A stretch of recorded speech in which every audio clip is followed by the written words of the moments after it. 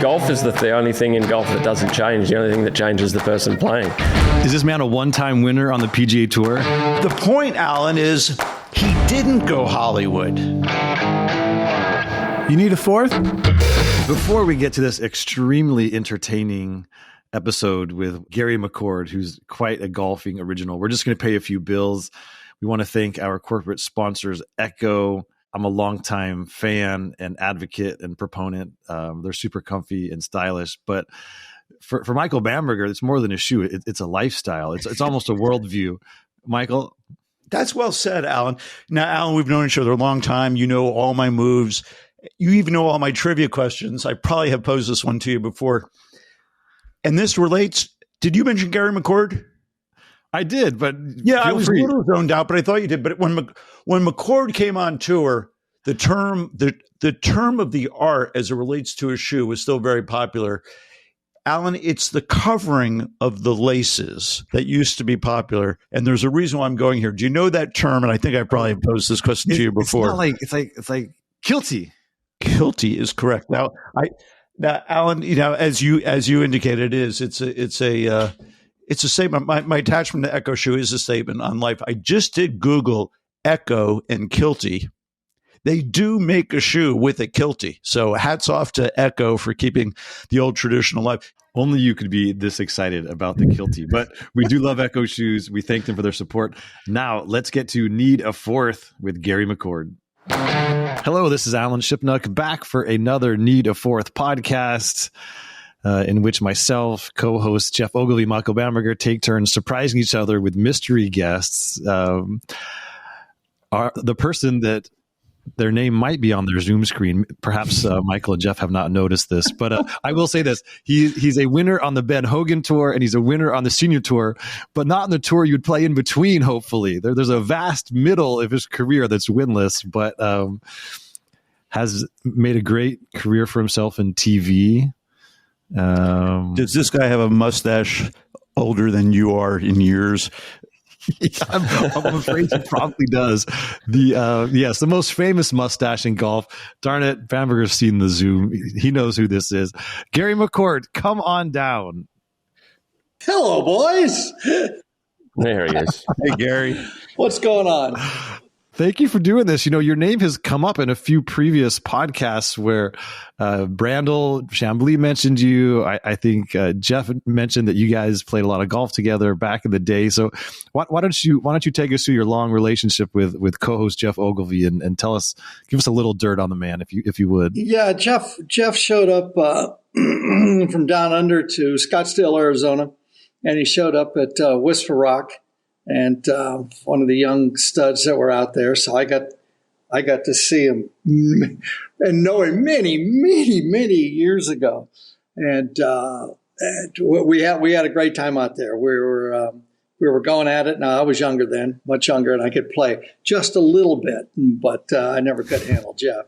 But he was fun because there's a lot of young guys. We got 35 guys out there from the tour, so a lot of young guys. So you get to watch their development and watch how they kind of go through their golfing life and their social life too, because Geoff lived there, and we got to become pretty good friends, and we had a lot of good fun out there. A lot of good fun.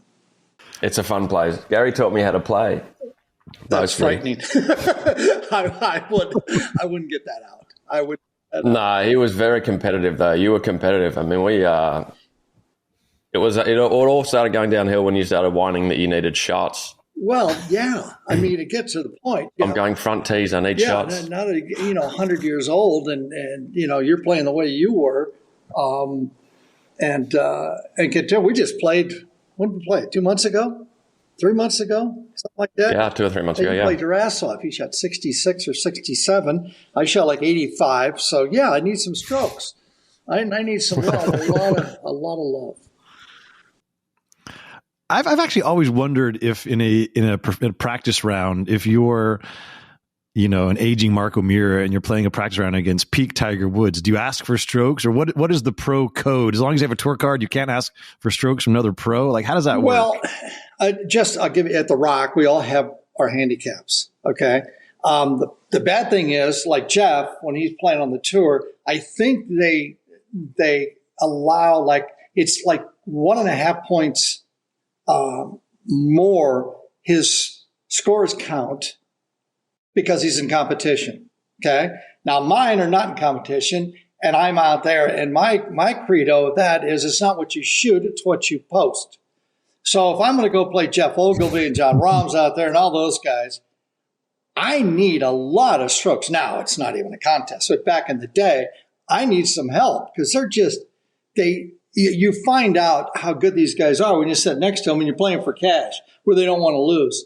And they're going to hit it 80 yards by you. And then you've got to negotiate and how to get it done from there. And as Geoff knows, the only club I had in my bag ever was my mouth. And if I can just get on guys and keep going and just get them to where they're just pissed off. And that's when you got some kind of chance. But otherwise, I have no chance. I'm none, absolutely none. But it is good fun, and it develops. I mean, Geoff was, when he first came out there, was really a quiet, introverted guy.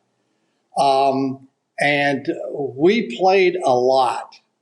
And Geoff started after, a year or two, and he started coming back at me with stuff. So a lot of these kids, it's fun to get them going competitively and then see what they've got verbally.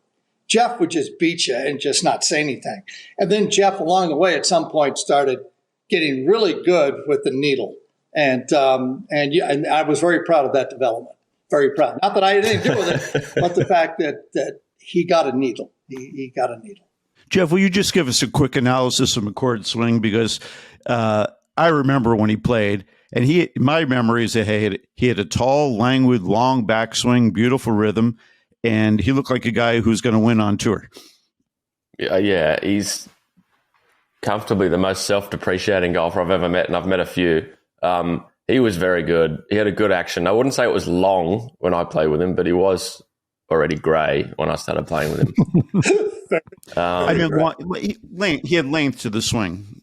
Yeah, it was a very nice swing. He hit it straight all day. Said that he wasn't going to, but did. His short game was cool. The little shut stance short game that he learnt from somewhere. He played like a pro who'd been playing for 50 years, who'd picked up tips from everybody. Good assessment. And good assessment. Really, really good putter, especially while talking. Could make 6-footers for $20 while talking through it.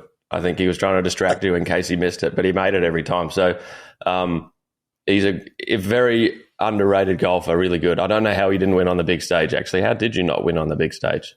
I was, as you know, if I had to go back and take a look at it, and I played the tour from 74 till about started CBS in 86. So right around, 87, 88, I kind of quit. So 90. So 74 to 90, that's a long time to be really bad. And as Geoff knows, I kind of started off slow, then I tapered off, kind of one of those deals.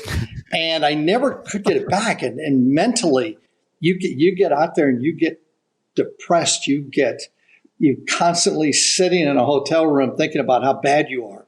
And pretty soon you become bad. And that's kind of what I did. I had a little bit of knowledge of the golf swing, not much, because in my era when we came up, it was empirical. You would go out on the range, you'd hit balls, and if one went bad, you go, don't remember that one. If it went good, remember that swing.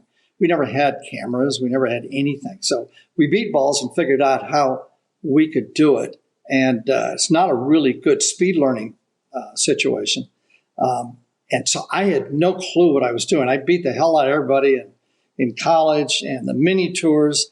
And then when I got out there into that, and everybody there I was an NCAA champion, college division, which was the smaller division. And I went out there and everybody was NCAA champion, the big schools.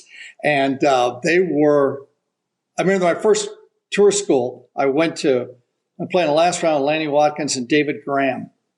And I was sheltered. I didn't start playing golf until I was 15. I remember I went back home and I told these guys, I said, I play with some guys that are so far past me, it's unbelievable. I don't know how I would survive out there. this particular point. I didn't get my card that year. I got it the next. So, yeah, you become out there. Geoff, wandering? You have a tendency to wander all over the place, and if we didn't have teachers, so you had to do it yourself. And if you weren't going in the right direction, you know how long it took you to reverse that direction and then come back the other way or a way you thought was better? It was a constant, arduous trek through clouds and fogs and dark forest. And it was really hard to get. If you had a rudder by then, it was, you could steer it, but we didn't really steer which way to go. So that was a problem. Right now, you go out there and, you've got your teacher, you've got your biomechanist, you've got your nutritionist, you've got literally everybody around you in this giant circle, not letting you deviate from the path that you set forth. In our day, there was no path, there was no nothing. So I want to blame it on the fact that I was okay. I didn't have any concept of the golf swing whatsoever. I didn't, in basics, I didn't know where the face was and how to apply the face to the ball when I got nervous. The more nervous I got, the worse it got.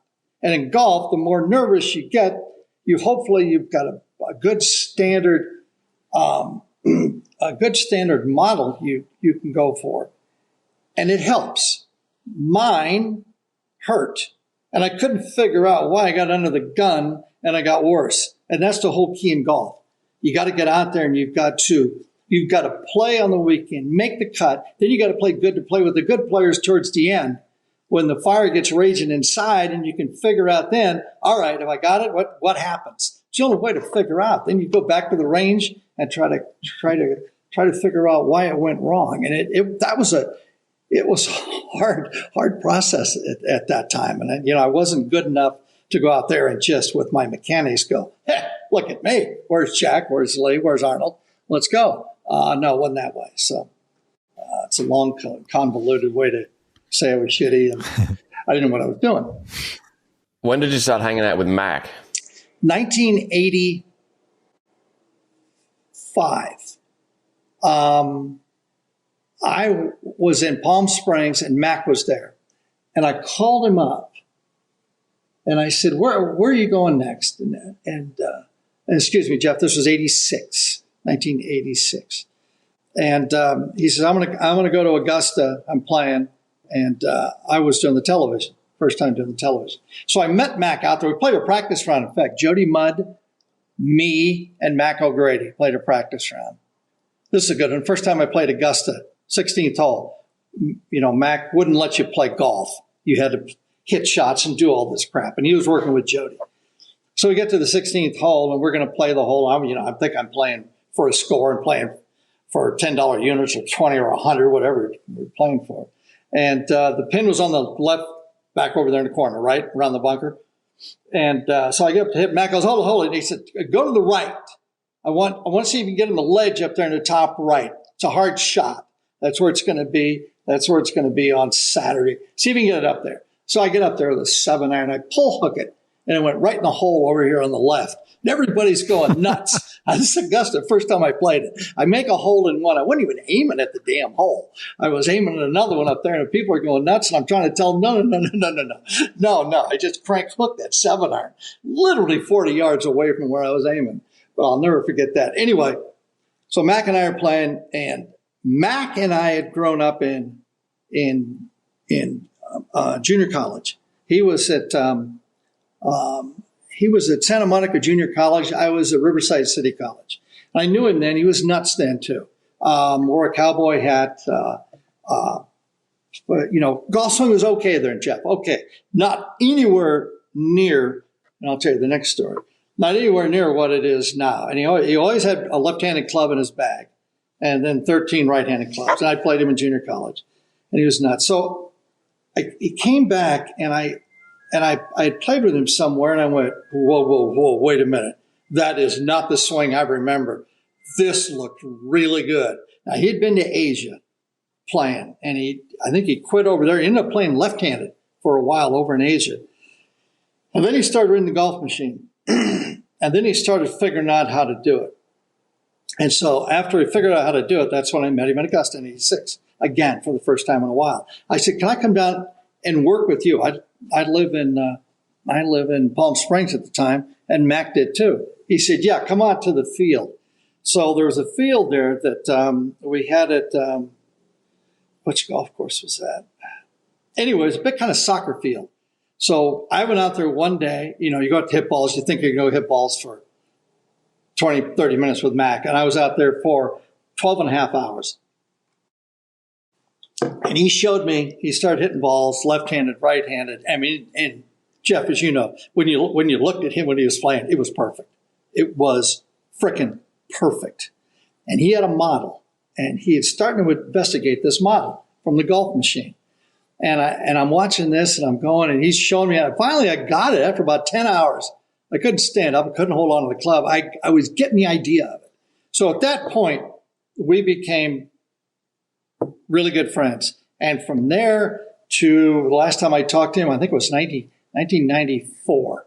So 8 years I was with him, teaching a bunch of the guys on the tour, Mac's model, working with him and understanding it. And we were going to try to make a business out of it. So that's, I learned a lot. It was, I went to the mountain, and I learned a lot. We had doctors, we had biomechanists, we had guys flying in left and right, going on this model, Dr. Zavan Manchakian. It was intense. And at night, Mac wouldn't let you go, so he'd call you on the phone. And he'd call you on the phone, and Mac is deaf in the right ear 90% and totally deaf in the left ear 100% because his brothers beat the crap out of him when he was growing up. And so he had loss of hearing. So in other words, Mac didn't listen. Mac talked. And literally, he'd get on the phone. We'd go on the phone for 3 or 4 hours after being with him all day, 8 hours. And it was just, it was intense, to say the least, of an education. I'm interested that you had a friendship with someone where you only had to listen. Isn't that right? How about that? How about that? All I could do was just ask questions and then listen. And yeah, it was hard. That was hard. It really was. It's a very, very good read on that, but it was hard. But in the long run, to watch what he did with a lot of these guys, all the way down from Jody Mudd, Chip Beck, got Savvy back on track, didn't he? Ballesteros at the end, and to watch them and the model and so forth, and understand the biomechanics of it and their neurology and all that stuff. It was really, really fun. A lot of fun. Gary, I'm interested that you say your struggles on the PGA Tour were because of, nervousness, but you're obviously an extrovert and a showman, and you seem to love a crowd. Is that something that developed later in life, or you just couldn't transfer your natural personality into your golf game? Well, I think that was probably, Alan, probably a lot of the problem was the fact that I was like that. Very gregarious, like to have fun. I've got ADD really bad, which a lot of people do. So my focus was, maybe a femtosecond.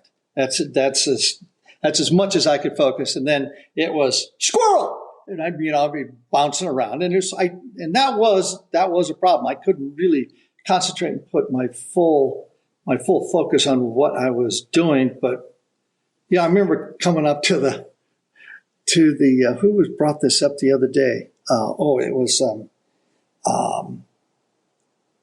got in the tour. Hold on, I'll get in a second. Anyway, we were playing Silverado, 18th hole. It's a par 5, bunch of people around. And this is stuff I would do. And so I told my caddy, I said, this is long before we had any of these cell phones.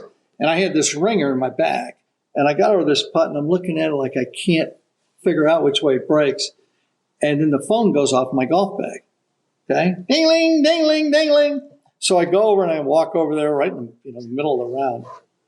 And I pick it out. I had about a 25-foot cord on the end of a phone. Okay? And I just stretched it out, and I got behind I got behind the ball. I said, so you're telling me it goes to the left? And I'm looking up. Okay. So you're telling me it goes to the left? It doesn't go to the left. You're kidding. I have this long talk with God about which way the ball's going. And then we finally, we get in there and I don't know if I made it or missed it, but that's the kind of stuff, I had toy chainsaws in my golf bag that had folding, and you started it up like that, and it was plastic, but it was a tooth-edged cutter on the thing, and it would fold back up in. So when I pushed it against a tree, it looked like it was cutting it. So I'd be over in the trees all the time. The gallery, I knew everybody because I was on the trees. And I'm looking, I'm going, gee, the guy goes, what do you think? I'd ask these guys, what do you think? Well, you can't do anything. Trees are, I'll take care of that. And I'd take the, I'd start cutting. I got guys trying to push the tree over and help me push the tree because I was cutting the tree. So you can see I was focusing a little too much on the deviant part instead of the part that I wanted to or should have been thinking about. I just want to note that Gary was witty long before he got on TV. When I was caddying briefly, I heard him say there was an old-time caddy named Lee Lynch. and Gary said, apropos of nothing, Lee Lynch isn't going to die. He's just going to crystallize one day while tending the pin. Lee Lynch was, let's see, boy, this is going back a long time. He was known as Fingers, and the shoulder massages he would give were unbelievable. He'd just go down. If he was working for Al Geiberger for a long time, and he'd go, fingers, I need some work here. And he'd come over, hey, like that. Man, you felt great. But you're right. I think the guy just crystallized. He just literally turned into a quartz, and he's out there somewhere in the desert. The old boy. Gary, how that's not true? Mike Donald paid for his burial. Oh, did he? Okay. Good for Mike. That's great. Yeah, because he had nothing. We weren't making much back then, and neither were the caddies. Gary, you've been around the game for so long. If you think about, you were a fan of the game, I'm sure, when Big Jack and Arnold were playing, and, right through the day, you've seen it all. Do you think of golf as a continuum, or do you think of it as eras, like, the Persimmon era or your era when you had to pay for range balls, and then Curtis hit it, not short and straight, but in play anyway, and then VJ hit it as long as you can. Is it a continuum to you, or is it eras? Well, it's a continuum, but you pigeonhole the continuum into parts that you can remember. Okay. Oh, I remember, Arnold and Jack. And then, Lee came around and started hitting fades and throwing snakes at people. And, it is a continuum. Golf is a continuum, but it has to be identified with something so you can remember those eras, right? Usually it's the eras you lived in. So you would quantify it that way. And, but it did start 1400s, 1500s. Geoff knows all that stuff. And it is today, and it's going to keep going and going and going as a continuum. But then you've got to figure out what era I was in and what era, the Jack era, the Tiger area or whatever. And I've been in all of those right now. I used to play with Julius Boros and all those guys. And now to be out there and watch these kids, it's really entertaining. I mean, very entertaining to watch how different we were compared to what these kids are doing. Obviously, you would, if given the choice, you'd probably still want to be on the airwaves. Did that diminish your enthusiasm for watching golf and not being able to call it anymore? No, because, I had so many friends out there, and it was fun. I did it for 35 years. And I didn't like the way they did it. We had a 2-year option. Both Peter Costas and I had a 2-year option. And CBS had never not taken an option. Okay. And so they called us up. It was 2000. It's 2019. I'm here in Scottsdale, and Costas calls me.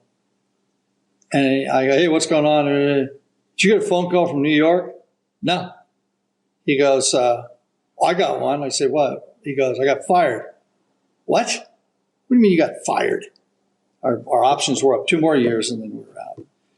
And I go, fire? Are you kidding? Now I'm thinking the whole time I'm looking at my phone going, shit, did anybody call me?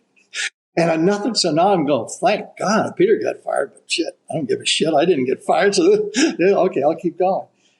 That night, I'm sitting there and I go, and all of a sudden the phone gives me a little beep there. And I look, and it was a message, a voicemail that was 6 hours old. I don't know, you know how they come out of the ether somewhere, and they land.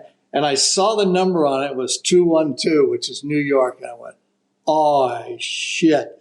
So I didn't look at it until I got up the next morning. And I sat there and I looked at it. I hit send. And Gary, can you call me, please? Sean McManus, I need to talk to you, blah, blah, blah. So that was it. And they whacked us. They told us that we can do what we want, but they would like to, for the first 2 tournaments of the next year, for us to come back and get out. So it would have been San Diego and Phoenix, and they would do a little dog and pony for those 2 to get out. And I kind of said no because I thought it was more for them than it was for us. And so I just said no. So that was it. We just kind of got whacked very succinctly, to say the least. Gary, what was your path to CBS? Did you know Cherkinian or Chuck Will or some of those guys? My path was 1986. I was on the tour policy board, one of the 3 player directors, which is a frightening thought in itself. And I was on I was going from Colonial to Muirfield for Jack's tournament. I was not in the tournament because that's a tournament they go right off the money list, invitational. So I was not in, but we had policy board meetings Monday, Tuesday, Wednesday. So I get on the airplane, we're flying, and to get on the airplane, I had to go through first class, which was Pat Summerall, Ben Wright, Frank Cherkinian,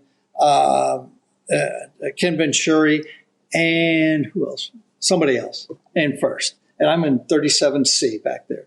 So at about halfway there, I get a half drunk bottle of wine, okay, from the boys in first class. Hope you're enjoying with a little note. Hope you're enjoying 37C. So I went up to thank him. While I was walking up, Geoff will get this idea.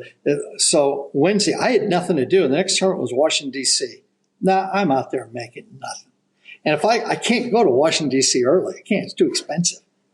So I figured a con. I went back to Frank. I said, Frank, listen, I'm on the policy board making decisions at CBS, at NBC, ABC at that time. I said, I know nothing about television. Is there any chance I could come and watch you in the trucks, do a telecast so me, as one of the 3 player directors, can get an idea of this when I make decisions? I have a little better background as what to look for and what to talk about in these meetings. And he looked at me and he goes, you got nothing to do, huh? No. You broke? Just like that, you broke? Yeah. He goes, all right, check into the Stofers and we'll go Friday. Come on in Friday. So I remember that night at Stofers. We go in there. He says, all right. Frank was basically started the entire business, the Ayatollah, 5'8" Carthenian general, basically. So we go there and we met at the bar. All the idiots are at the bar. We're sitting around. And so you go from the bar. This was every day now, every day. You go from the bar and then you go into the restaurant right next to it. I'm sitting next to Summerall. And I've heard about these guys, but I've never witnessed these guys. So we're sitting there, and they serve us salads first. So we're sitting there. I mean, about my 3rd bite, next to me, I hear this, and face first, Pat Summerall into the salad, Roquefort coming everywhere, and no one even looks, and they keep talking. And I'm looking over, and this guy, I've never heard anybody drown in Roquefort dressing, but this guy's got a chance at it. So I don't know, this is my first day there. I keep looking at him, and I'm talking to Ben Wright. And finally, Ben Wright goes, good God, he's done it again. And he gets up and he takes him by the hair, pulls him up, And here's Pat Summerall, nothing but Roquefort dressing. You can't recognize him. And Ben gets him up out of the deal, walks him into the elevator and up to his room, puts him in bed, and comes back. No one says a word. Nobody says a word about this. And I went, Jesus Christ, this is going to get interesting.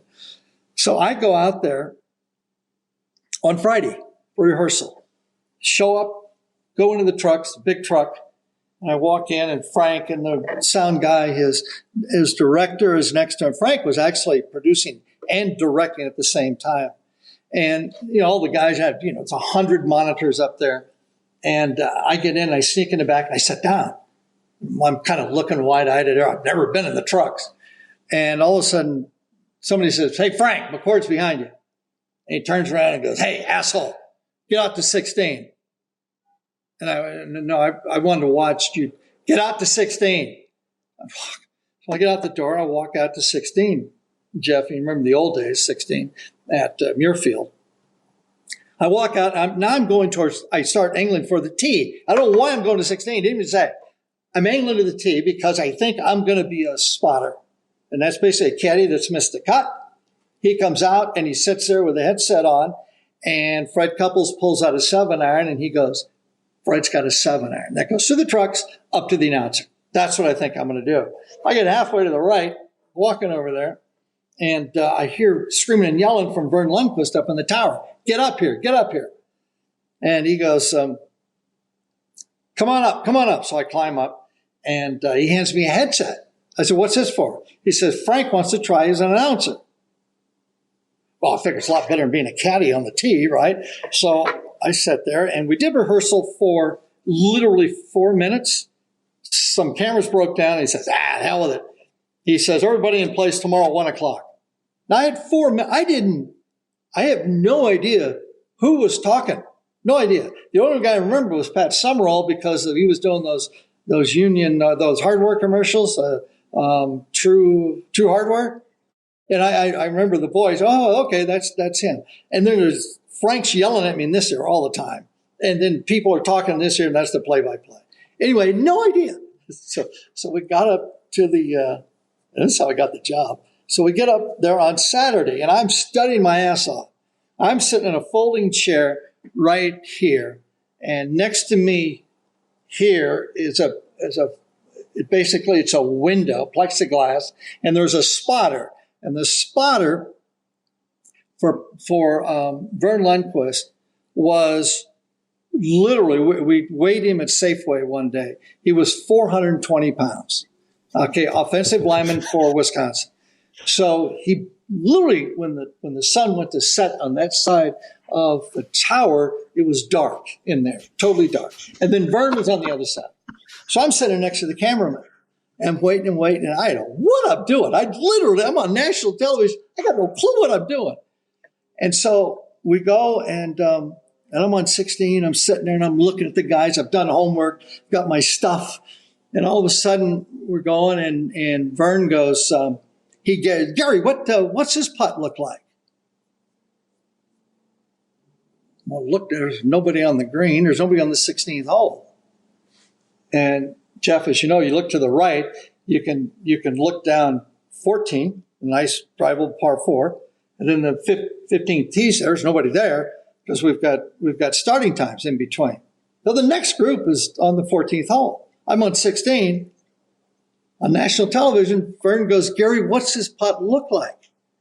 Well, now I put down my paper, and I'm looking, and there's nobody playing the hole.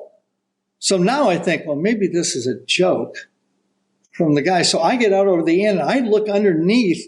I got up and looked underneath the tower to see if the guys down below were hiding. Really? Because there was nobody there. And I went, finally, with the hell of it, I said, Vern, this putt is really sincerely fast. And if he hits us too hard, it could go in the water. Thinking now these guys are just putting me on. We're still in commercial break, right? Geoff, 10 years ago, is there any water on 16? 10 years ago, no. No water, no nothing. Jack did not put the lake in until about 4 years ago. There's no water. The only water is a drinking fountain on the tee on 16. So I make this up, right? And Vern goes, oh, He says, you're right. Another couple of feet. And it was, I know who hit this putt too. Bob. I'll get it in a second. Bob. Anyway, he hits his putt and goes, he says, it's on the fringe, another foot and go in the water. And now let's go to Pat Summerall at 18. And I go, wait, Vern, what the hell? What's going on? He goes, what do you mean? He said, good call, but you got to get faster. I go, good call, there's nobody here. He says, well, you got to look at the monitor. I said, I can't see the monitor. You got Jabba the Hutt in front of you. I can't see through him. And he goes, oh, he says, and then all of a sudden he went, oh, Jesus. He said, rehearsal. Yeah. I said, yeah, we had rehearsal 5 minutes. I said, what's going on? He goes, you know, we have 5 other holes. I go, excuse me? What?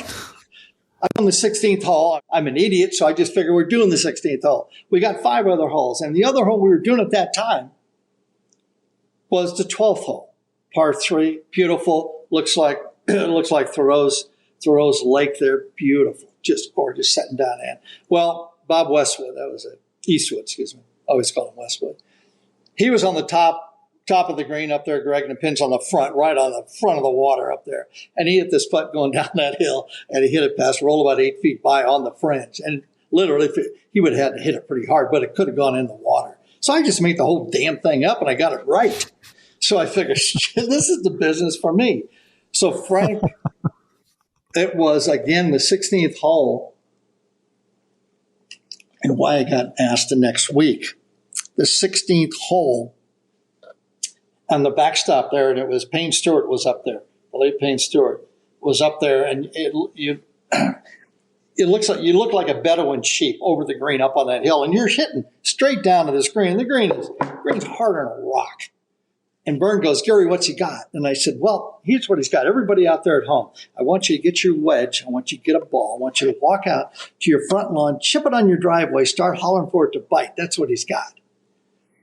Well, I get done. Frank's laugh. First time I've ever heard Frank laugh. And he gets done. He goes, what are you doing next week? I go, well, I'm playing Washington, D.C. at the Kemper. He goes, great. He said, you'll miss the cut. When you miss the cut, come on up. So I did that for 3 years. I went up. They gave me $500 for the weekend. So if I missed the cut, which was 90% chance I was going to miss a cut, I would go up and do that. And they finally signed me. I told them I'm not going to do any more. In I think it was 89 or 90, I said I need a contract, and I'll quit playing. So that was it. That's how long-winded. That's how I got the job. That's a great story. It's also proof that for you guys, making an outrageous prediction, and Johnny Miller made a career out of this, is always a good thing. Like Miller would, some improbable bunker shot, and John would say, yeah, he could hold this, and then 1 in 12 times John would be correct, and he'd look like a genius. He didn't remember the other 11. Well, I think that was Nostradamus. I think predicted about 4% of his predictions came out true, 4%. But his legacy is based on the 4% that he got right. And I'll tell you a story about Ian Baker Finch. Ian Baker Finch came over from ABC to work at CBS. And I had tried to get him to work. I brought him into the tower at, it was at the Western Open. Jeff, where was the golf course? I had 5 golf courses there. And one guy owned them all. Western Open. Where? Cog Hill? Cog Hill. So it was at Cog Hill. I took him up the tower. He was really good looking guy, and he was starting to snipe it off the tee really bad, and he couldn't find it left. And he's such a good guy. And I just, man, you got to quit doing this. You're going to kill yourself. So I brought him up the tower. Frank liked him, but he said, I don't need another frickin' foreign Boris anymore. So that was it the first time. So then he finally came to, after ABC, he came to CBS. It was about the second telecast. And he said something on the air, and I just jumped him about, it's not right. How can you say that? How can you even think about that? That's a right hand doesn't do that in a golf swing. I start arguing. So we get done, and we get to the out to the compound there at the double wides, and he goes, can I talk to you for a second? I said, yeah. I said, what? And he goes, that argument we had today, and I'm thinking, argument? Oh, yeah, that. I said, what? And he goes, well, I didn't know you were going to jump me like that. I didn't know that, I thought I was wrong. No, you were dead right. I said, you're absolutely 100% right. But I said, in television, what we try to do, you try to take a side. Take for it or against it. Jane, you ignorant slut. Take one of the two sides and you argue it. Even if you agree with the guy. Because you've got people at home sitting on a couch and they're going through the remote as fast as they can. And for them to stay, they've got to take part in something. They have to take a side and watch it argue out and then decide whether they're going to watch anymore. I said, if you do a telecast at NBC at that time, everybody was of the same mindset. They have the same thoughts. They would say, yes, Johnny, you're absolutely right. Roger, you're absolutely right, 100% right. Well, it gets boring after a while. So you've got to have this agonist-antagonist relationship, even if it's faked on the air, to get some spice in it, because it was television. And if you're on television, it's in the entertainment business. So you watch guys like Geoff play, and then you say, oh, accolades good or bad. That was a shitty shot. He doesn't hit many of those. I hit a lot of whatever it is. And then you pound him on something else, or you applaud him on something else. And then you take sides and go back and forth, because you watch every sitcom that's ever done, and it's usually four people in a room that are totally divergent in their philosophy, their ways of life, how they grew up, and they meet in the middle. And in that middle, the fist fight, and you get in the middle is where all the fun is. And golf is they've lost that totally. Frank liked it. He liked the whole thing about doing it that way. So that was just the way I don't know what the question was a long time ago, but that's, I think, how golf should be done. And again, it's you liken it to a sitcom, I do. It just sounds like the grill room at Whisper Rock. Bingo. Exactly right. You just start pounding on people when they come in. You just give them every bit of ammo you got. See who likes to come back at you. If they come back at you, you go after them harder and see what they got. And then it gets down to, okay, let's go out and play for hundreds, you asshole. And you go out and you play for hundreds and pick a partner and go. And there's nothing better. You remember, Geoff, in the old day when Phil would get out there with a needle and he would, he'd get so cocky with his bets, he'd make bets he couldn't win. And that's because Phil always had a lot of money.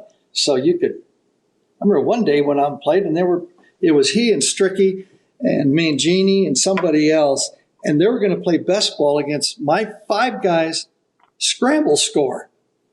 Well, you can't win that bet. You can't do it. And the 4th hole, he paid off. He gave everybody 100. Let's start over. Let's do something else. I said, okay, fine. So we did. But there's stuff like that. It's always in good fun. And you learn, Jeff's really good at the needle. He's got a dry one, but he's really good at the needle. And that's how we learned when I was younger. That's how you learn how to play. It's a great environment to get better. Absolutely. Yeah. When Phil comes to town, sends out a text to about 12 guys. It's like, I'm coming. We're playing $100 a hole or something, and we're playing off the back. And he gets in, and he's playing not only in his group. There's 2 or 3 other groups who didn't get in his group that he's playing $100 a hole. And he's playing 12 different people, and you just compare cards at the end of the day. And he takes a bath every time, but he loves it. He loves it. He loves it. All his boys are there from ASU, so it was fun and games. I don't know if you saw this little news break in the Sports Business Journal, but the tour is going to try and streamline the telecast, the fewer commercials, and like the last hour in Maui was commercial free and things of that nature. There's been so much talk for so many years about the product that's given to viewers at home. If we gave you all the power in the world, Gary, how would you reinvent the way the PGA Tour is televised? I'll tell you a story. I know you will. First of all, everybody's trying to emulate the Masters, okay, in every way, shape, or form. Okay, the number one thing, if you get into the media part of it, is there's a minute and a half commercials an hour. Okay, they get the 4 sponsors in there. They give them a lot of money. The guys say, okay, fine, we'll do that. What a presentation. You never get mired let's see, in a half hour. I think we're allotted.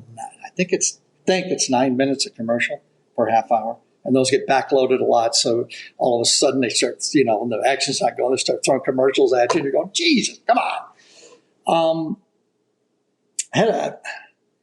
I had at the end of last year, Greg Norman was calling me, trying to get me to come to Live, to be one of the announcers with Feherty. And they wanted to kind of reinvent things, and they got a hold of, at that time too, they got a hold of Charles Barkley. So Charles and I are good buddies. He's a member out there too, where Geoff and I play. And we had a talk one day, and he goes, hey, he says, what would I do in this thing? I don't know anything about golf. I said, well, I got an idea that I'll pitch to him if it gets that far. He said, well, what is it? And I said, well, if I'm going to do Live, if I'm going to start over, I need to catch their attention. I can't do it like you do it now, where you put a couple of announcers up in the deal and you play grab ass up there and you throw it down to somebody on the ground. I said, that's, it's old. It's old. I said, Chuck, here's what I'd like to do. We'll have a camera, POV, is behind 5 bar stools at a bar. The play-by-play is up on a television like we all watch it at a bar. And it's there. There's your video monitor, basically a television set, your on-air deal right there. Camera's behind you. The host is over here sitting at a cocktail table on the left. So we got 3 guys at the bar. I would be on the outside. Chuck, you're in the middle. Feherty, you're on the outside too. And now they shoot it from that perspective, the back of our heads as we're drinking in the bar and watching the golf on television. And I said, then we have a guest bartender every week, a celebrity. And that guy is the foil for all of our, Geoff, as you know, the long needles. And we'll get some guys in there really good. He's a bartender. There's going to be a mop back there, and he will be the guy doing all the swings for the instruction. Hey, Ben Affleck, Ben, is that your name, Ben? Thank you. Ben, grab that mop. Chuck, let me show you what Scotty Shuffles does. I said, his left arm's in the air. Ben, take that mop, take that thing and put your left arm way up in the air. See, he gets it way up there and then he drops it and then he takes his feet and he does a shuffle like this. Ben, do a shuffle. So what you do is, all it is the Manning cast, okay? It's a Manning cast and we throw it to golf and we get 3 people in there. Chuck loved that because he wouldn't have to talk about golf.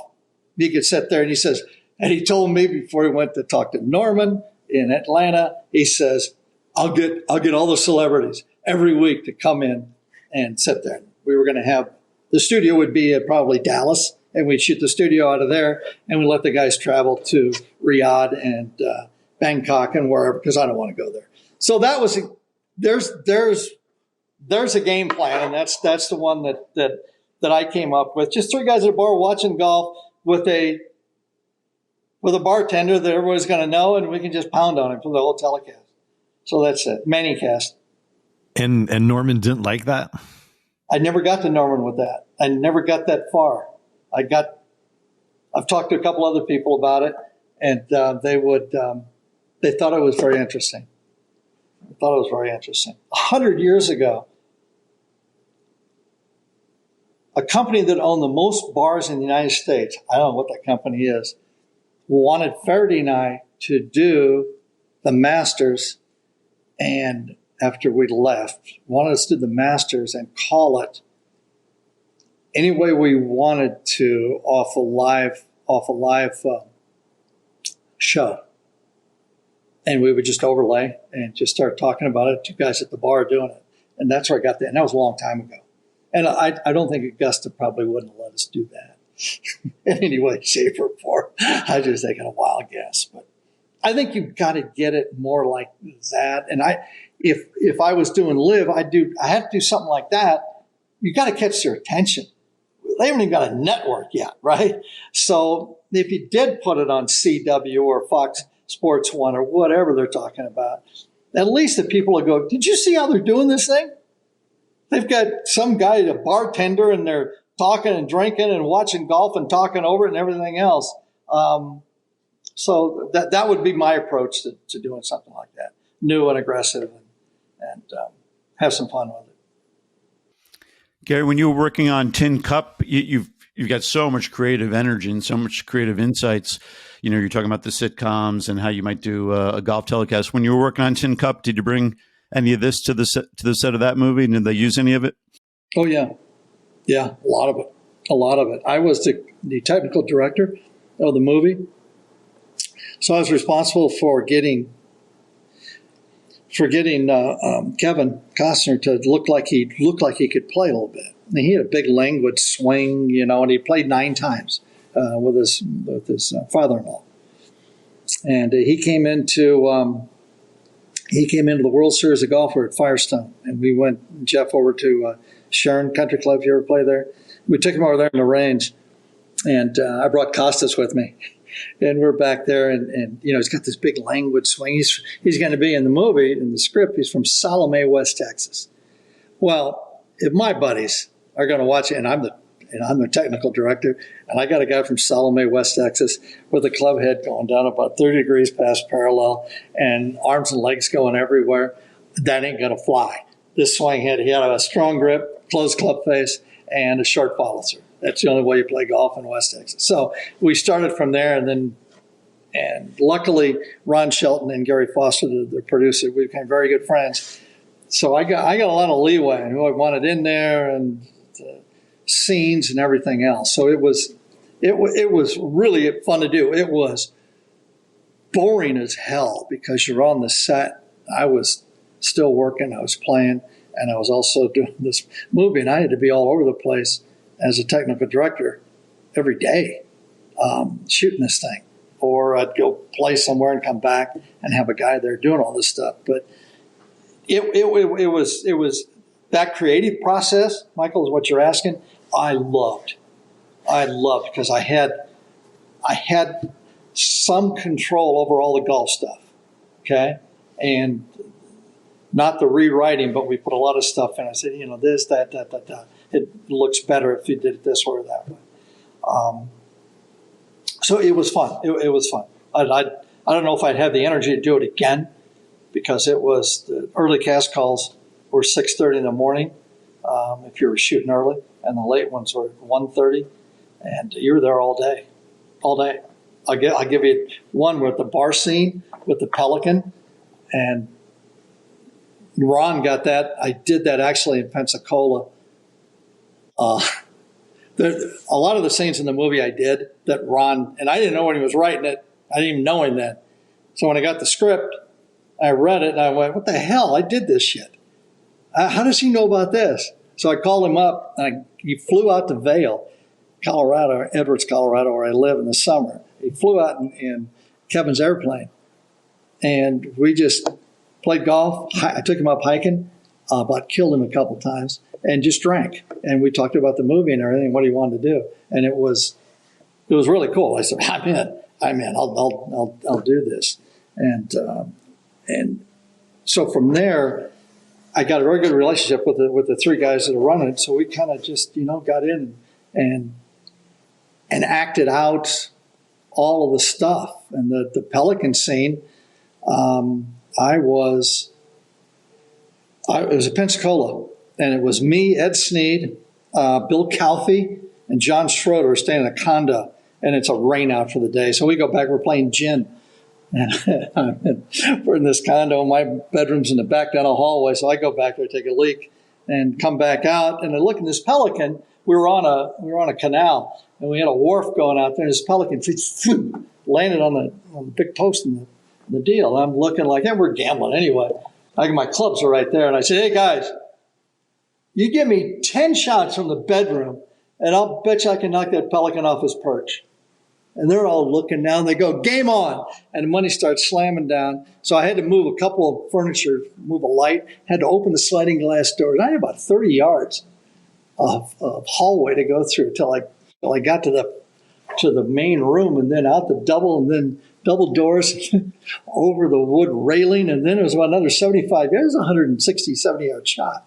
Well, I got back there and I'm looking, I'm going, what the hell? how do you take a club, and Geoff, it was a 4-iron. How do I do that? I got to hit down. I got to cut it to spin it to get it up in the air to fly with this thing without taking a divot out of the carpet, because I didn't have any money at the time. And if I ruin the carpet, that's going to be expensive. And if I pull it, I'm going to hit one of the sliding glass doors. So all of a sudden, this wasn't very much fun.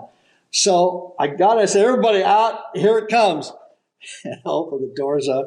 I took a 4-iron and I went down, I short armed with my left arm and clipped it and just cut across it. And I missed the wall about that much on the left. And it's going through the main room now, the front room, and all of a sudden it starts to cut, and I'm going right at these sliding glass doors. It missed it by about that much, went over the railing. I look up, and it's going right at this frickin' pelican, and it went over about 1 foot, right over the top of his head, and he flew, gone. I went nuts. One shot, back bedroom, and no one knew about this. Nobody. And I'm looking at this in the movie going, and I called Ron. I said, where'd you get this? He goes, I got it at Golf World. You were in an article. I said, bullshit. So he sent me the article. I don't know who wrote it. I don't know how they found out. One of the other guys must have told them. So that pelican scene. We go there, and it's a fake bar that they put on this country club they built. It took them about a week. Unbelievable. And we're sitting in there, and this is a big deal because I've got Rene Russo sitting there. I got Kevin. I got everybody else in the movie. I've got Cheech is in there, everything else. And I got this line that's a paragraph. So I go in and I study all night, and I'm studying, and it's a paragraph. And they're hard to do anyway, but when you got real actors there, you don't want to look like an idiot. So we start, and we shoot for 5 hours. And we get done at 1:30, and nothing's done. The lighting's wrong, the cameras are wrong, and I'm hitting this line every time. Lunch, break for lunch. We're going to start. We got to do something else. So I come, and here Rene Russo comes over, and she puts out her hand. She goes, and who are you? And I said, I'm Gary McCord. She says, you're not an actor, right? And I go, shit. Thought I was doing good. Damn. I go, no. I go, no, Renee, I'm not. I'm a golf professional, and I'm her husband played golf. I'm a golf professional, and I'm just I'm in the movie, and I'm also the technical director. So I go, why? Why don't you think I'm an actor? Now I'm going, well, God damn it, why did you think I'm an actor? And she goes, well, Gary, she says, I knew you weren't an actor when you hit your first line and you nail it, and you hit it again for 5 hours. And I go, okay, what? She goes, okay, when you get a script, we don't even look at the script because we know this scene, which took 3 days. It's a minute and a half of the movie, minute 40. This scene took 3 days. And she says, here's how, I said, tell me how it works. She goes, you get in there, you got your script reader over here. And they go, okay, Renee, and you go, script reader, what's my line? She says, it will take a day and a half for these people to get the lighting, to get the camera sliding the right way, to get everything perfect. And then the last half a day, on the last day is when you need the line and you got to know it. So you got 2.5 days to learn the line. We never even look at the script. So the rest of the movie, that really helped because I just, like a big time guy, script. And they go, da-da-da. Okay, I got it. And there you go. And she was right. By the time you got done, you were so tired of that line, you could say it upside down and backwards. I don't know what the question was, but there was the answer. The question was about the 1982 memorial, I think. No, I'm just kidding. But yeah. I don't know if you've ever looked at your Wikipedia, Gary, but it says you appeared in Tin Cup, a movie he says is based on his life. Obviously they picked and choose, but it was based on your life. Lee Trevino, yeah, John Jacobs, and not John Jacobs. Geoff knows not the John Jacobs is the teacher. John Jacobs, who is Geoff? How would you define JJ? He's had a good time ever in golf. He's right there. Close to one of the best players I've ever played with, easily, but a little didn't really have the self-discipline, I guess. I've known him since we've been 21. And I think we've only been arrested once, and that was in Tijuana. But that's just another long story. No, we have time. We have time, Gary. Let's hear it. Our listeners have time. I've been with him in so many of these things that he's got into. The other day, we're talking on the radio. I usually hear most of them, right? And I'm talking to JJ. And now JJ was 6'2", 240 pounds, long hair, good looking guy. Hit it miles. He had a standing bet with Jim Dent of $10,000, any place, anytime, long drive, anytime. And Dent couldn't have beat him. He would hit it farther than anybody I've ever seen with wooden clubs and everything else. And JJ would, so we're talking, and he goes, and we'd go down, and he'd call me when Evel Knievel came into town at La Costa. I lived in Escondido, which is about a 25-minute drive. And he and Evel were good buddies. And Evel, for whatever reason, loved to lose on the golf course. And I mean loved to lose. I mean, we got in the first tee at La Costa, and here was the game. There was a money game, whatever it was worth. But if you hit a tree, you had to pay the other guys in the group $5,000 apiece. Now, this was a while ago. This is in the 70s. What? $5,000 apiece. I teed the ball that high, and I just burned it right along the ground. Never got it in the air because Evel was all over the place, hitting trees everywhere. I don't know if we settled for half. I don't know what it was.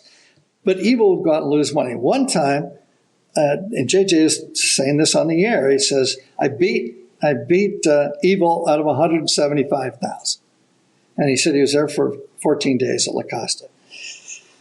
And he said about 15th day, he comes up to him. Evel comes up to JJ and says, hey, I got to go to New Orleans and I'm broke. So JJ gives him $75,000. Okay. And he says this on the air. And I go, what? You know, he's not going to pay you back. You get any collateral? Yeah, he gave me something, but I never looked at it. And I gave him the money. I knew I'd never see it again. So then he says, and he says, finally, I'm out in the parking lot one day, back behind the condos there, where Evel said he left me something. So he said, I'm going to go see what the hell. This is a month, 2 months afterwards. And he goes back there and he sees there's a car there. And it's got a tarp over it. So he undoes it, and there is Evel Knievel's. Do you ever guys ever remember seeing his Stutz Bearcat? Just all you got to do is go on Google and look at Evel Knievel car. And there is Evel with a Stutz Bearcat. This is the damnedest thing you've ever seen. This car is outfitted with, it's a 1970, I think it was a 1976. And it's Evel's car. And I go, oh, he gave you that? Are you kidding? And he goes, yeah, but he's next to it. He says there was this trailer. And he said there was another tarp on it. So he said he gave me that too, whatever it was. And he says, so, and this is JJ telling the story. He takes off the tarp. He's looking at it and he's telling me, he goes, it was all broken and it was just a bunch of metal and it was a thing. And he signed it for me. And I said, a rocket? And he goes, yeah. Wait a minute. That was the rocket he went over the Snake River? Yeah, that's it. I go, holy shit. So we start going nuts now. And while we're on the air, we call up eBay or something. We got eBay to see how much those two things would be worth today on eBay. And it was somewhere around 5 to 6 million. Okay. JJ, where'd they go? He said, a week later, he said, I had a bad run at Del Mar with the horses. And he said, I had a buddy of mine who was in the salvage business, so I gave him to him for $4,000. You gave us Stutz Bearcat and you gave him the rocket that went over the thing for $4,000. Yeah. And he says, I lost that the next day too at the track. So it was just a story like, it's just, like Geoff said, it's unbelievable. You can't gather up all the stories. So anyway, the movie was about Lee. There was a lot of JJ and a few of my stories. So we're back in Tijuana now. What year is this? When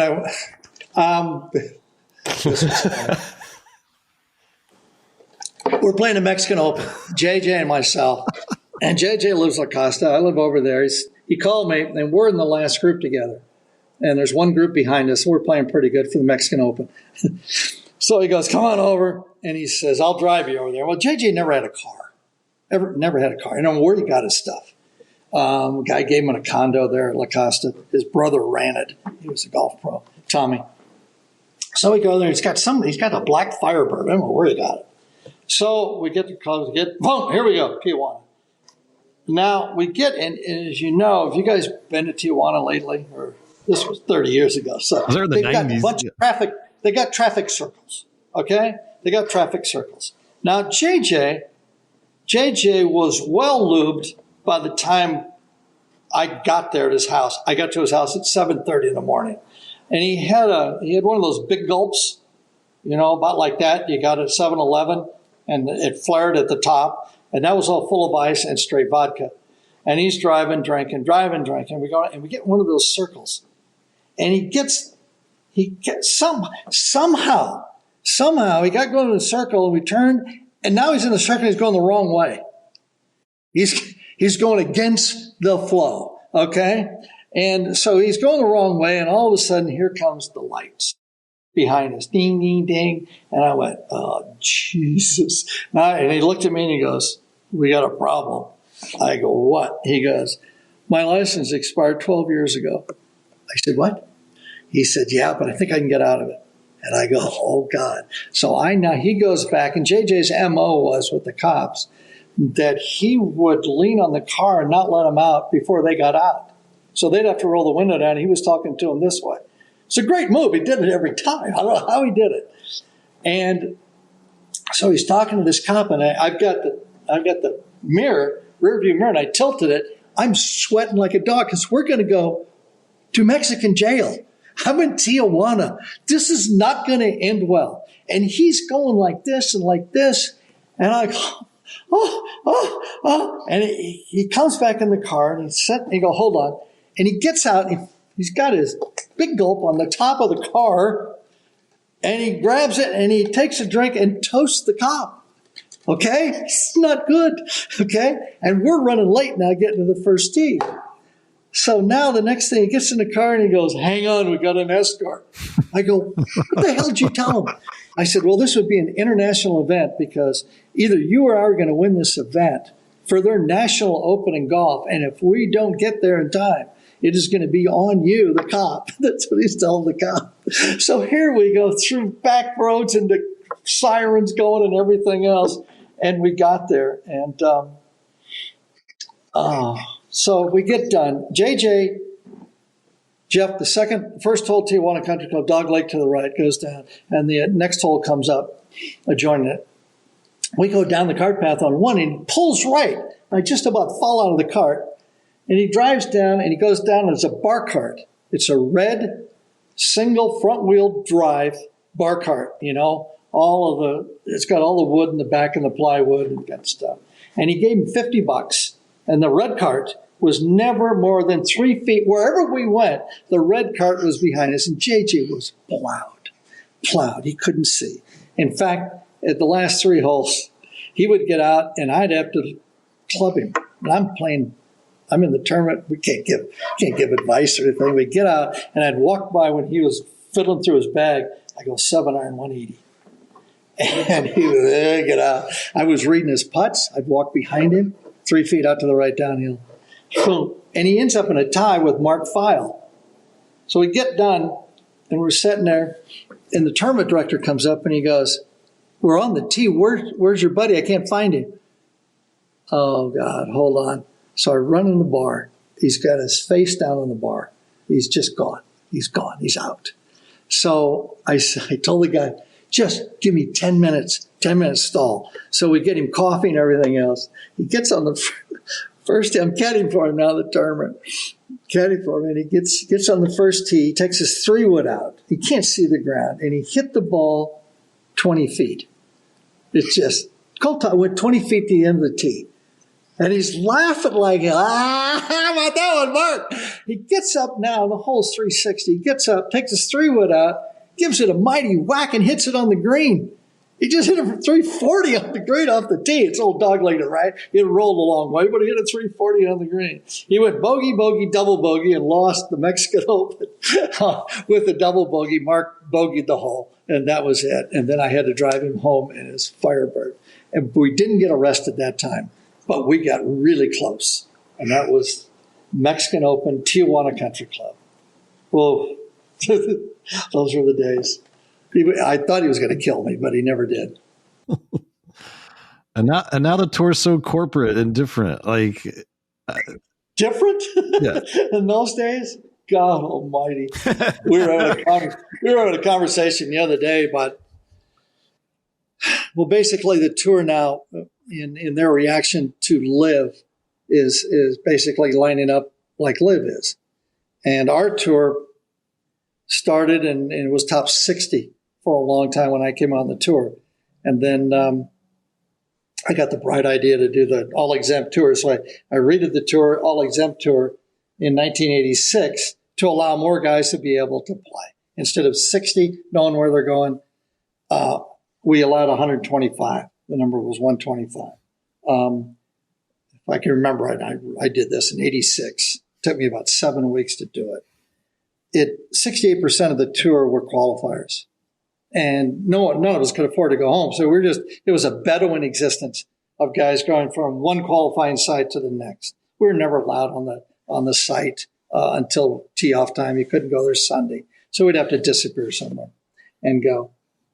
And that was allowing the tour to become more socialistic and involving more players to be able to play on a consistent basis. And now they've basically, Geoff, as you know, they've redone it now. Now they're going back to 70. So the tour now, they're basically going back into the womb and catering to the top guys to counteract Live. So it's an interesting deal. What would be your advice to Monahan to try to continue to be the supreme tour in golf? Is it even a worthy goal? What would be what Monahan calls you? He says, Gary, been in this game a long time. What should I be doing? Well, he is very reactive, and he wasn't proactive, and that's a problem because now he's being dictated by Liv on what he's doing. You can see what they're doing. They're doing the exact same thing Liv is. Jay's in a precarious spot because the changes occurred when two guys outside of the system decided to have a meeting with 24 other guys that were in the system to change the system. When he's supposed to do that, he's the guy that's supposed to be leading the tour, the players, in a direction he thinks fit. So Tiger and Rory come in and they decide that they're going to go in. We're going to have elevated events, and we're going to have the top guys playing all the tournaments together and kill them with a blunt force trauma, basically, to counteract. Okay, that's fine. So far as decision making has been from the players and not him and the board. That's an interesting because now you've got a dereliction of authority. The authority has now changed. It's transferred without really any meetings, anything going on. I found that interesting. The next thing you've got is Jay has got to, if this thing goes to court, which it is at this point going to go to court, I think you've got a 7 to 10 year process. According to the other antitrust stuff that we've had, it is going to be laborious. And in this process is discovery. And if the discovery is anything which I think Liv is trying to push it to, and that is the tourist tax exempt status of a 501c6, where we're supposed to enter the year with nothing and then come out fire the next year and try to end with nothing to get that status. There's a lot of money floating around that Phil actually said there was. And it came to being there's a lot of money being piled on. Now, I understand the media right kicked in. They're getting $760 million a year from that through 2030. But in discovery, there's going to be a lot of things that I don't think the tour wants the IRS and DOJ to know about, my opinion. And if that comes out, I think they're going to be flinching. If they lose their tax exempt status as a tour, they're in trouble. They're in serious trouble. You can't. It would be like, okay, I'm in Scottsdale. We're at Phoenix Open. Okay, now the tour is redone. You've got to have an ownership like the NFL. Okay, so somebody owns Thunderbirds own they own the golf tournament. They got to pay all these guys now to show up at their golf tournament to come. All the infrastructure's got to be paid for. Revenue they got to create themselves. They don't have any media right thing at this point. Volunteers, you got 1,800 volunteers. You got to pay them all. Whew. Wow, man! Every week to do that, that would be a nosebleed for the tour. And I got to assume that the Saudis and Liv are looking right at that in this litigation that's going to go on forever, and it's going to get so monotonous and so litigious. And the separation's already there. The separation is huge. It's like the San Andreas broke open, and it's going to get worse. It's going to get worse and worse and worse. So I don't like the direction it's going. I hope that there is some calmer heads take over, and everybody's allowed to live in the same, not that live, L-A-V-E, live in the same golf environment. And we have a world tour, which it already is anyway, but let's have a world tour. Let's have, these guys want to play 25 events, fine. Let's do 25 events at 25 million. DP, you get a bunch. The tour gets more. Latin America, you get some. Asian, you get some. Live, you get some.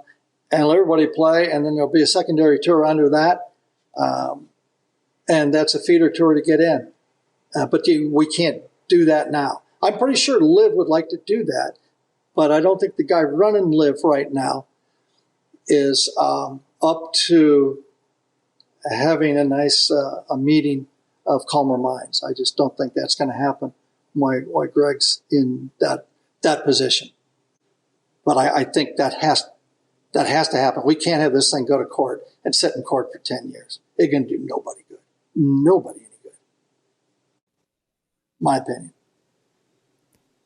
Well, that's an invaluable one because I'm not sure people recognize your role in creating the all exempt tour, and so you've been following the politics and the bureaucracy of this stuff for a super long time. So that's definitely an interesting point of view. Before we send you off into the night, Gary, what's the best story that you're sitting on you've never told on the airwaves? Like, what's one good thing you can give the listeners? This is your mic drop. Come on. I know we're putting you on the spot here, but you got to be sitting on some gold. A story? Sure. Okay. We're at Charlotte.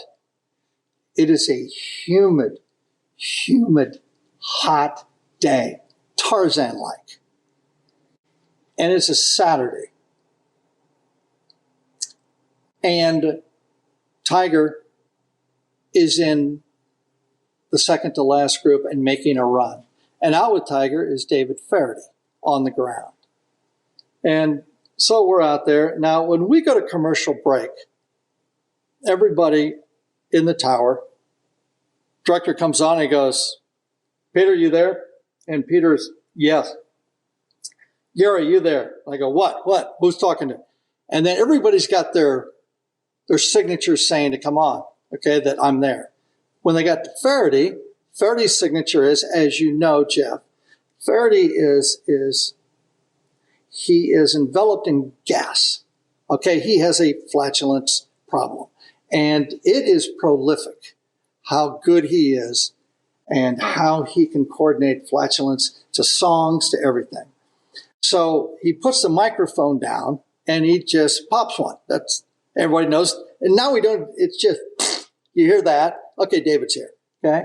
But David did it this time and it went, and then it went, and he went, uh-oh. So now he's on 15. And we go now and let's say, okay, let's go now. Let's go back to 17. And I'm thinking, uh-oh, what the hell was uh-oh? So we go to the 16th tee and I'm looking, it's at the Kemper there. And so, Geoff, it's just that straight, slight dog leg to the right, par 4. And I can see the tee from my tower there. And I'm looking at him, and he had khaki pants on when he started the round. And now I look down, and he's got rain pants on. And I go, okay, this is good. So now get the binoculars, get it. So we've got binoculars up there. And he's walking off the tee, and he is splay-footed as hell, okay? Looks like Weiskopf walking, okay? Toes are going outward, and he's walking down. I go, damn, he shit his pants. This is it is hot, it is ugly, and he's with Tiger. So now we're sitting there, I'm watching him. He goes in the trees on the right. He can't get anywhere because they're 20 deep, right, watching Tiger. So he's over there, and the ball is a good 80 yards from where he is. And I go, David, I said, I know you're down there looking at that lie. What's it look like? And I look up, and he gives me the finger. Okay, he's down in the middle of people, and he gives me the finger. So I got him now. He knows that I know he shit his pants, and he doesn't want to go anywhere. So get up, and he makes up something about the lie. And he hits it about 15 feet. Okay? So David doesn't move. He stays underneath the trees way back there. He doesn't want to walk for obvious reasons. So you get over this putt. Tiger's got about a 15-footer, and he's kind of Tiger walking around looking. And I go, David, I know you got down there early and looked at this. Now we've got the camera right behind the ball, and you could see it. We've got what I call worm cam. Then it's sitting on the ground looking. You can see the break, and it's a break of about 5-6 inches, right to left. David goes, he goes, yeah, I think this putt should go about 3 or 4 inches to the right. I said, really? Okay. And we had a picture of it. It goes right. He goes, oh, well, I didn't see that. So now we waddle off, and we go play. He goes and plays 17 and 18. Now, everybody now knows it, including Lance, our director, Lance Barrow. Feherty gets done, and the compound is right above the green. It's only about 60 yards away. David gets done. Tiger putts out. David starts hauling up the hill. He's got to change his pants and everything else. Lance goes, David, hold it. Stay there and get an interview from Tiger. So we go to commercial break, and the cameraman locks it on. There's 3 of them, and David is on one side, Tiger's in the middle, and Stevie Williams is on the other. So we keep the camera on, and they take the commercial off of our air feed, and we're watching this. And we're sitting there, we're wondering when Tiger is going to say something. So we go, and the next thing you hear is Tiger. Now, Tiger hates to do interviews. Hates it. Doesn't want to stay around and do any of these interviews, especially if he's got to wait. David, how long we got to get on this commercial? David, Lance, Tiger wants to know how long before we're down here. It was 45 seconds. Tiger goes, yeah, 45 seconds. All right. So they shut down again, and the commercial's going. And Tiger, you see him go, Jesus, God, Stevie, what? I said, I didn't do anything. And he turns to David, and his head's swerving like this, going around, and David meets him. His head goes this way. He says, I shot myself on 15. Tiger goes, what? And he jumps out of the way. He jumps backwards away from him. And now Lance goes, let's go down to David. He's got Tiger Woods. He's running away from him. David's got the mic. He's trying to get an interview. His pants are full of crap. And Tiger and Stevie are running like hell, and he can't get the interview. And it looked like the Three Stooges out there. It really did. So that's a story behind the scenes of David shitting his pants on a hot day with Tiger in an interview, and Tiger smelled it, and it was really bad. Yes, really bad. So that's the way television goes. I'm not sure if I'm glad you told that story or not, but it's out there. Yeah, exactly. You wanted a story, so that's a story. I use that in a lot of speeches. I can go 20 minutes on that. Can I offer a quick addendum to that story as it relates to Gary's former colleague, longtime CBS newsman Walter Cronkite? You ever meet him, Gary? I did not, but Frank Chirkinian was his on-set director at CBS in news with Walter Cronkite. And that's one. When did Walter die? There's a certain age that I can't. I would guess mid-late 80s. I'm old, but not that old. Yeah. I didn't know him. But anyway, no, never got to meet him. this were his CBS Newsman Walter Cronkite's 3 rules of life as it relates to this conversation. Never trust a fart, never turn down a drink, and never ignore an erection. That would be, from speaking for old announcers, that would be a pretty good credo to live by, yes. Clearly, it's time to end this podcast. Yes.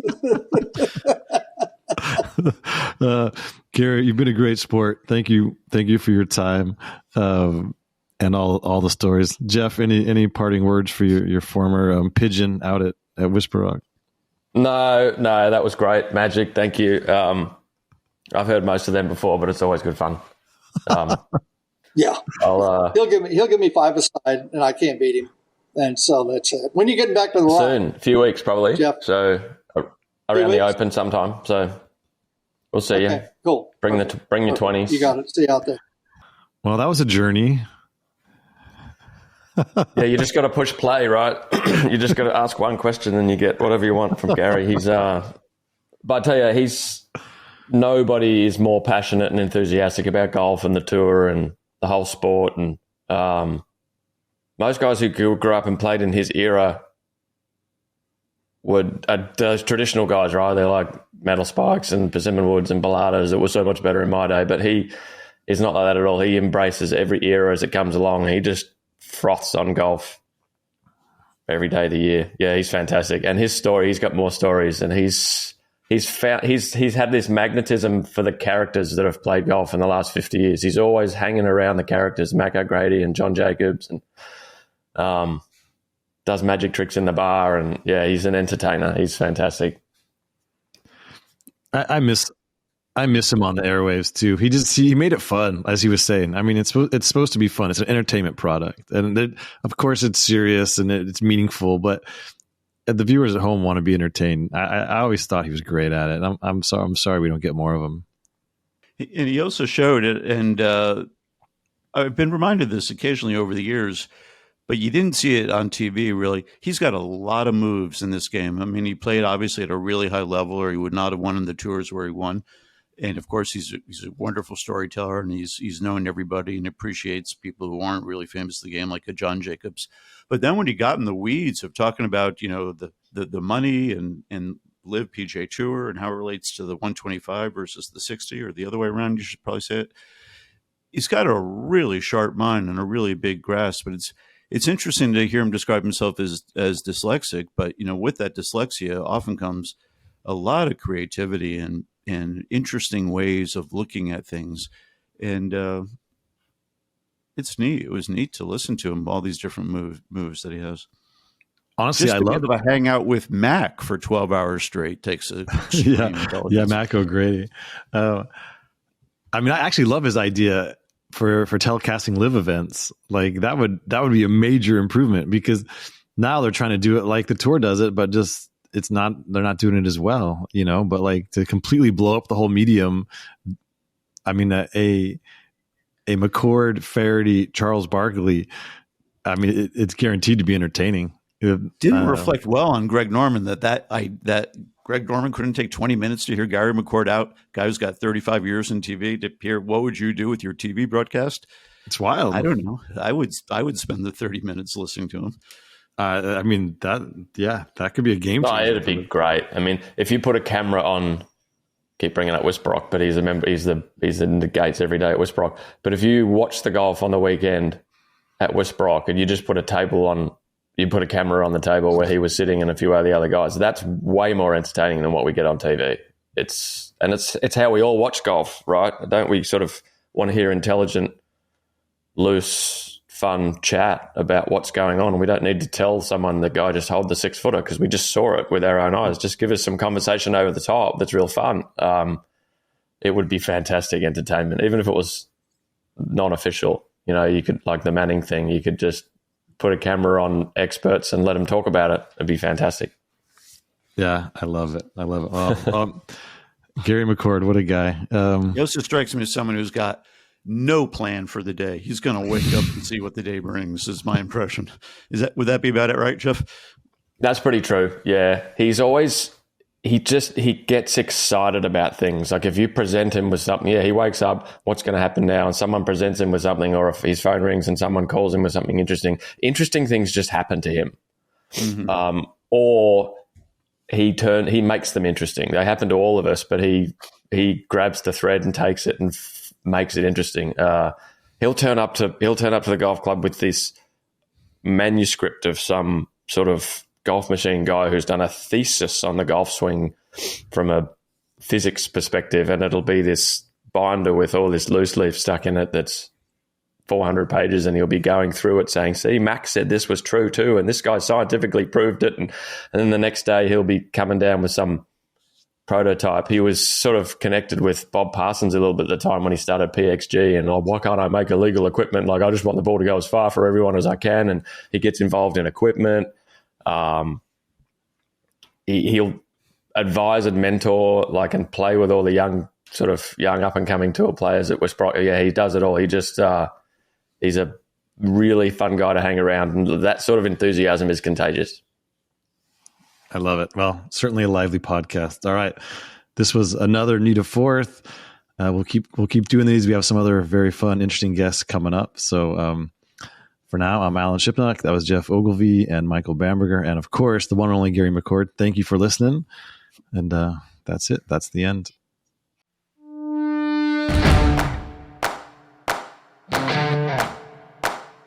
Oh my God, there's a dangerous group here.